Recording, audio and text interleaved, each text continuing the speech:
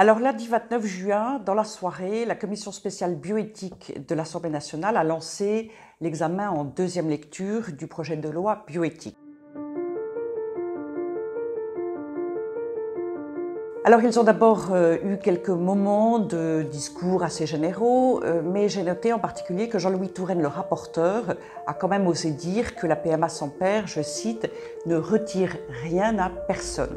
Je pense que les pères apprécieront et les Français aussi, je n'en doute pas. Il a été question de l'article 1A qui avait été introduit par le Sénat et qui disait que nul n'a de droit à l'enfant.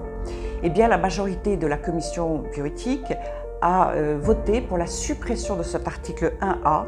Il a été également question de la PMA pour les personnes trans. Alors, il s'agit en l'occurrence de femmes qui se sentent hommes et qui ont changé de sexe à l'état civil, mais qui néanmoins, étant restées femmes, seraient susceptibles de demander une procréation médicalement assistée.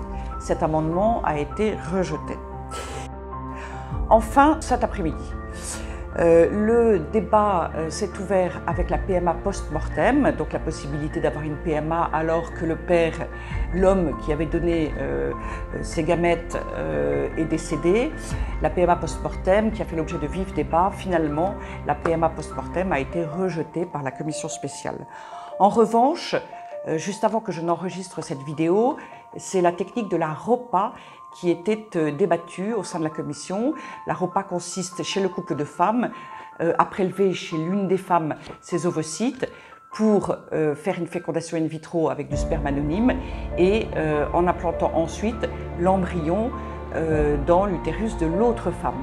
Autrement dit, la ROPA est une technique qui consiste à créer une situation très confusante pour l'enfant qui d'abord n'a pas de père et qui d'autre part ne peut plus déterminer qui est sa mère entre les deux femmes. Je vous donne rendez-vous d'ici 24 heures pour vous informer de la suite des débats, des votes et donc de l'évolution du texte du projet de loi de bioéthique.